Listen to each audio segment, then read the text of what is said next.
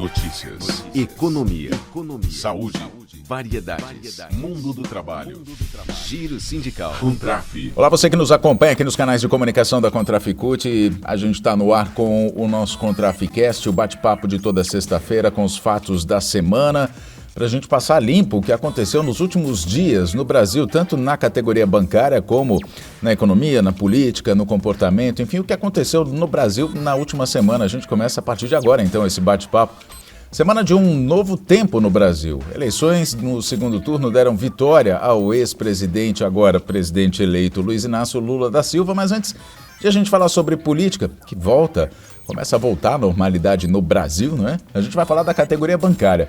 A começar por um artigo de Ivone Silva, presidenta do Sindicato dos Bancários de São Paulo, Osasco e região, e uma das coordenadoras do Comando Nacional dos Bancários, artigo publicado essa semana, em que ela destaca a volta do protagonismo dos bancos públicos no papel do desenvolvimento do Brasil, agora com a eleição de Lula, né? Aliás, foram anos de luta desde o golpe de 2016 para que os bancos públicos pudessem minimamente desempenhar o seu papel. A Ivone conta que ela vê uma nova oportunidade para a classe trabalhadora agora, né? Oportunidade de ter um emprego, valorização do salário mínimo, como já ocorreu na primeira experiência dos governos populares de 2003 a 2014, quando a remuneração básica do país, ela lembra, cresceu 76% acima da inflação, ampliando o poder de compra das famílias, contribuindo para a melhoria da distribuição de renda. E o papel dos bancos públicos nesses governos foi essencial para que o Brasil pudesse ter desenvolvimento. Mas para isso, os primeiros passos já foram dados, né? Governo eleito, a transição já começou, a equipe designada por Lula para o processo já está atuando para que o orçamento do ano que vem seja adaptado de forma a contemplar o salário mínimo com aumento real, fala-se em 1,4%, também o Auxílio Brasil ser mantido em R$ 600, além da correção da tabela do imposto de renda, ampliando a faixa de isenção, recursos para farmácia popular, para a merenda escolar, entre outras ações para as questões sociais mais urgentes no Brasil. A gente sabe que o orçamento deixado pelo presidente Jair Bolsonaro não contempla nada dessas ações, nem mesmo o Auxílio Brasil, prometido por ele de R$ 600, não estava previsto no orçamento do ano que vem. Outras notícias da categoria bancária. A Caixa Cartões passará a administrar os vales alimentação e refeição dos trabalhadores do banco. A mudança foi uma reivindicação da Contraficute e vale para empregados, aposentados e pensionistas do banco. Já a representatividade dos bancários da Caixa na FUNCEF está sob ataque com a utilização de vantagens estatutárias, previstas em estatuto, pelos representantes do governo na gestão do fundo. A gestão é composta por 4 representantes do governo, por 3 representantes do governo e 2 dos empregados. Trabalhadores do Banco do Brasil que vieram da extinta Nossa Caixa ou da incorporada Nossa Caixa pelo Banco do Brasil, vão ter direito a cassear. A decisão é do Tribunal Regional do Trabalho da 10ª Região, a partir de uma reivindicação do movimento sindical. Há mais de 10 anos, os trabalhadores, isso desde 2009, de verdade, os trabalhadores do banco, que foi incorporado pelo Banco do Brasil em novembro daquele ano, de 2009, reivindicam, com o apoio do movimento sindical, acesso ao mesmo plano de saúde dos demais colegas do Banco do Brasil. A Uniglobal Union vai ter uma dirigente brasileira. É a Lucimara Malaquias, que é coordenadora da Comissão de Organização dos Empregados do Santander e dirigente do Sindicato dos Bancários de São Paulo, Osasco e região. Ela vai assumir a presidência de juventude na entidade. Ela afirma que o cargo vai dar mais visibilidade aos bancários do Brasil. A Uniglobal Union é um sindicato mundial que representa mais de 20 milhões de trabalhadores dos setores de serviços em todo o mundo, inclusive os bancários. No Itaú, aqueles que não conseguiram compensar, os trabalhadores que não conseguiram compensar as horas negativas até a segunda-feira, dia 31, vão ter o banco de horas anistiado completamente. A conquista foi negociada entre a Comissão de Organização dos Empregados do Itaú e a direção do banco em uma reunião realizada na sexta-feira, dia 28. Agora o Brasil em destaque. Semana foi marcada pela eleição, terceira vez do presidente mais bem avaliado de todos os tempos, Luiz Inácio Lula da Silva, que deixou o governo em 2010, com 87% de aprovação. Ele obteve nesse segundo turno 60.345.999 votos válidos, contra 58.206.354 de Jair Bolsonaro. No cômputo geral, 50,9% a 49,1%. E Lula inaugurou esse novo tempo para o Brasil com um discurso ao país já logo no domingo, ainda em São Paulo, logo após o resultado das eleições. Um discurso de estadista indicando a retomada da liberdade, da democracia, principalmente, reforçando seus compromissos com o povo brasileiro, assumidos em campanha. Imediatamente também teve o reconhecimento das eleições, da lisura das eleições, do resultado, reconhecimento de Lula eleito pelos líderes mundiais, os principais líderes mundiais, como Joe Biden, presidente dos Estados Unidos, Emmanuel Macron, presidente da França, também da Argentina, Alberto Fernandes, os primeiros ministros de Portugal, Antônio Costa, e da Espanha, Pedro Sánchez.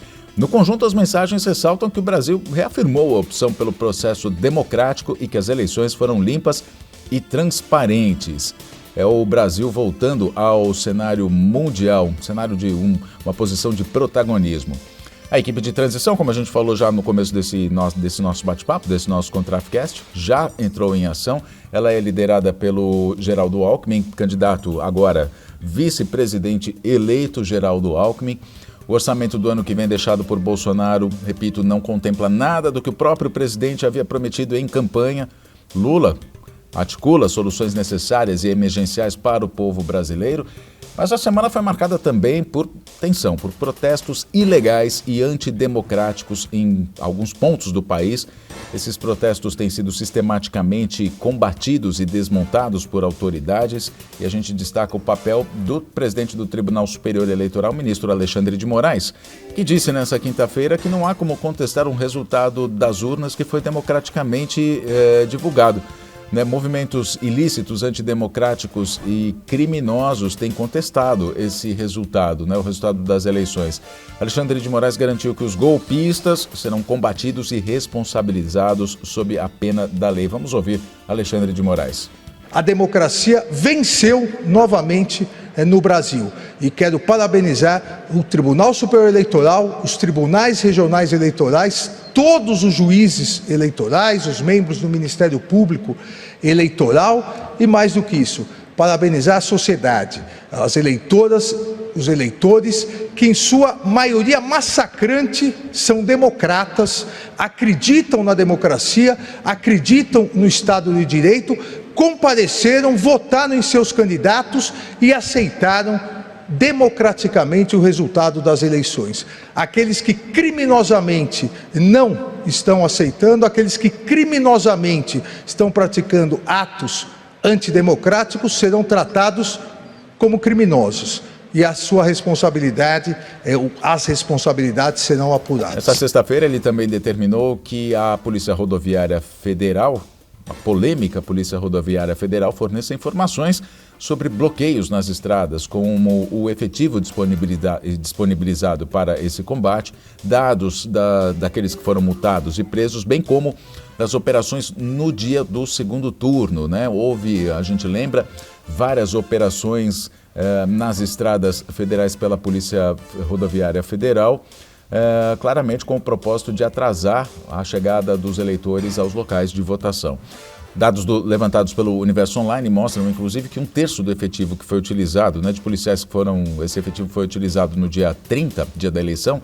No dia seguinte, um terço havia sido cortado um dia após as eleições, portanto, o que prejudicaria, em tese, as operações de contenção desses protestos antidemocráticos.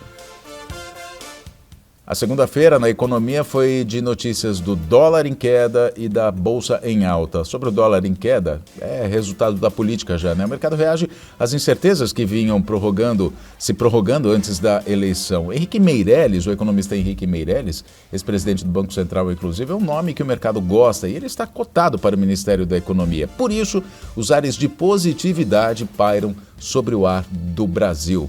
Por isso, os números positivos na economia do dólar e da bolsa também. Para fechar essa edição, a gente tem que lembrar que Lula foi convidado pelo presidente do Egito para participar da Conferência do Clima da ONU, a COP27, que vai acontecer no próprio Egito a partir do dia 6, a partir deste domingo.